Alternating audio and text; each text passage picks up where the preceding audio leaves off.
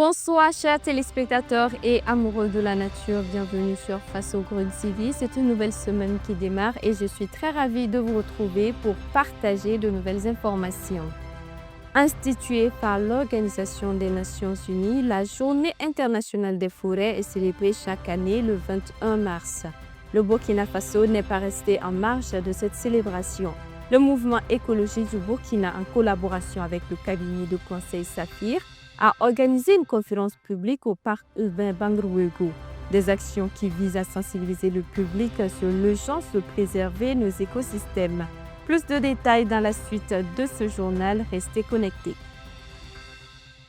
Une fois de plus, bonsoir à vous, chers téléspectateurs, et merci de choisir Face au Green TV pour vous informer.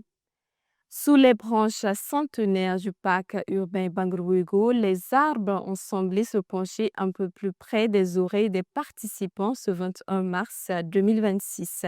Organisé par le mouvement écologique du Burkina en collaboration avec le cabinet de conseil Saphir, la Journée internationale des forêts a transformé ce poumon vert de la capitale en un amphithéâtre naturel où 5 thématiques ont été disséquées lors d'une conférence publique. Objectif, sensibiliser les jeunes étudiants et futurs gardiens de la planète à l'urgence de préserver nos écosystèmes. Kokumieso. Le parc urbain Bangrouégo a vibré au rythme de la Journée internationale des forêts ce 21 mars 2026 avec une conférence publique organisée par le mouvement écologique du Burkina en collaboration avec le cabinet Safi Conseil sous le thème Contribution de l'arbre au développement socio-économique du Burkina Faso. Cette initiative a réuni étudiants et acteurs du domaine de l'environnement. L'objectif premier était de sensibiliser ces jeunes étudiants, futurs acteurs du développement durable, sur l'importance de l'arbre et des forêts de façon générale. Notre association, depuis sa création, se bat toujours pour la préservation de l'environnement. C'est dans ce sens que nous avons initié cette activité pour rassembler en tout cas tous les acteurs pour parler de l'arbre. Ça me fait vraiment plaisir de découvrir les objectifs de cette journée. Je partage également ces objectifs-là. Je retiens beaucoup d'enseignements sur cette conférence, notamment sur la contribution des forêts dans l'économie du Burkina. Je trouve que c'est une très bonne initiative initiée par les autorités burkinabées. Ça nous apprend beaucoup sur la protection de notre environnement. Déjà, je retiens que les arbres sont importants dans notre vie. C'est des arbres qui nous amènent à nous nourrir, à nous soigner. 5 thématiques ont été développées lors de cette rencontre. Le rôle économique des forêts, l'opportunité économique liée au PFNL, pratique de gestion durable et impact socio-économique des ressources forestières, innovation et techniques vertes et enfin la politique et l'engagement citoyen pour un avenir vert. Nous avons effectivement animé un panel là, sur le rôle socio-économique de l'arbre au Burkina Faso. Et ce thème est justement tiré du thème général de la Journée internationale des forêts pour montrer que l'arbre, c'est un tout. Nous avons été associés à cette belle journée pour célébrer la Journée mondiale des forêts. Et une problématique qui est vraiment notre sujet principal au niveau de l'ONG TRIAID. Nous avons comme mission de déverrouiller le potentiel de l'arbre pour lutter contre la pauvreté. Alors nous avons développé la thématique et les produits forestiers non liés, les opportunités économiques liées à ces différents produits. Ce thème est interpellateur parce que quand nous regardons le contexte actuel du Burkina, où nous prônons d'ailleurs le consommant local, et je pense que chaque citoyen ici est interpellé. Le choix du parc Bangrouégo, poumon vert de la capitale burkinabé, s'étendant sur 240 hectares et absorbant 229 000 tonnes de CO2 par an, a renforcé le message selon lequel les espaces naturels urbains sont vitaux pour la ville. Pour nous, c'est le lieu le mieux indiqué. Que c'est la forêt, nous parlons dans la forêt, de la forêt. Donc je crois que c'est le lieu le plus indiqué, c'est vrai. Et nous avions la possibilité de trouver des salles, des salles climatisées, tout ça, mais nous avons préféré tenir cette conférence-là au sein de la forêt de Bangrouégo pour le symbole. Des intervenants experts ont alterné entre des exposés et des débats interactifs, favorisant ainsi une participation active. Cette édition 2026 confirme l'élan croissant des mouvements écologiques au Burkina Faso, où la jeunesse joue un rôle pivotal face aux défis climatiques. C'est pourquoi le directeur général des eaux et forêts présent à cette conférence rappelle: la forêt, c'est plus que la vie. Voilà, donc voilà, quelqu'un me dit que c'est l'assurance vie. Merci beaucoup pour le mot. Ce qui veut dire que nous devons travailler. Nous devons nous évertuer à conserver, à préserver, à renforcer nos forêts.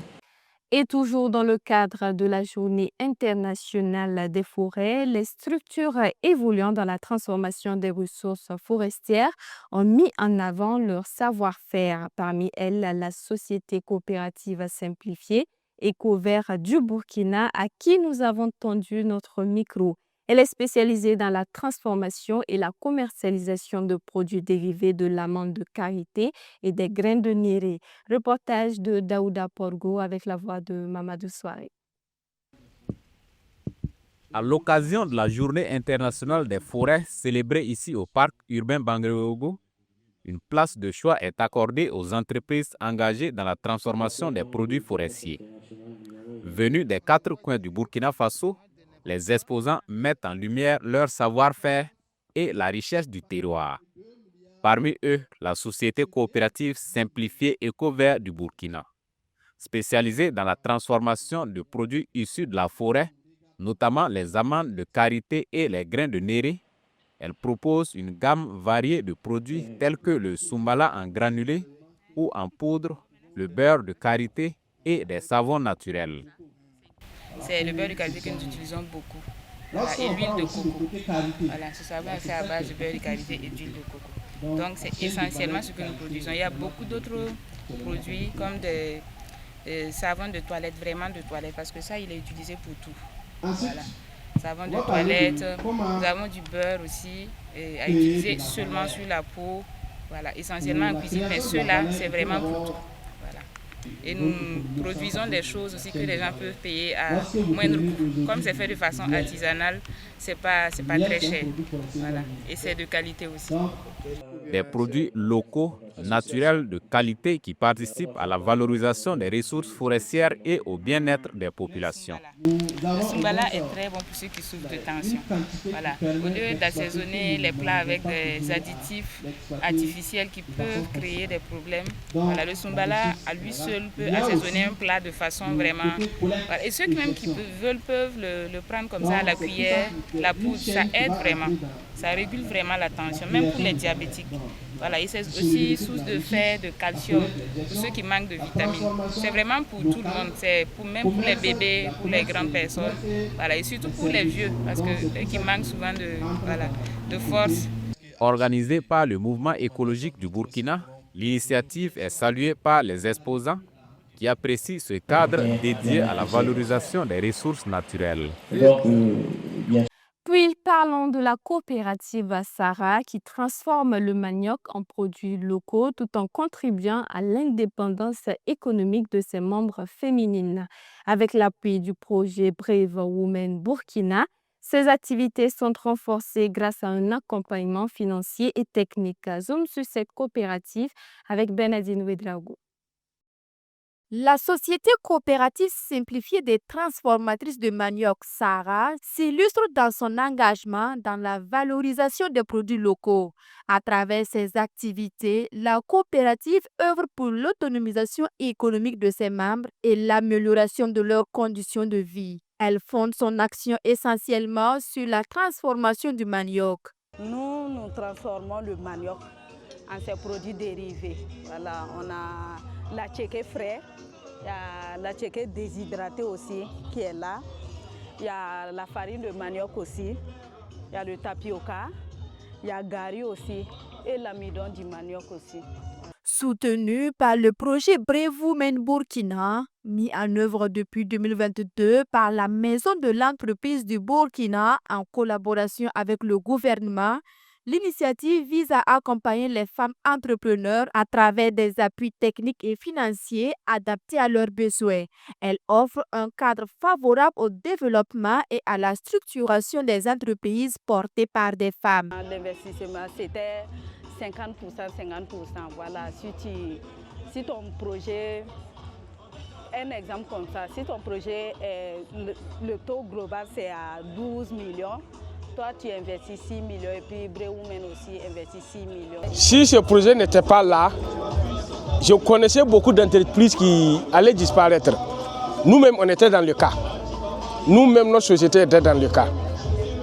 Et à cause de ce projet, ça nous a permis de nous relancer et de créer encore une autre activité ajoutée. Grâce à ce projet, plus de 5 milliards de francs CFA ont été mobilisés au profit de 633 bénéficiaires sur l'ensemble du territoire national. Ces subventions ont permis de renforcer les capacités de production, d'améliorer la qualité des produits et de favoriser l'accès au marché. Une contribution significative à l'autonomisation économique des femmes et au développement local durable. Nous voilà au terme de cette édition. Merci à tous pour votre attention. D'ici là, prenez soin de vous, mais surtout, prenez soin de la nature. L'information continue sur www.fasogreentv.net. Au revoir.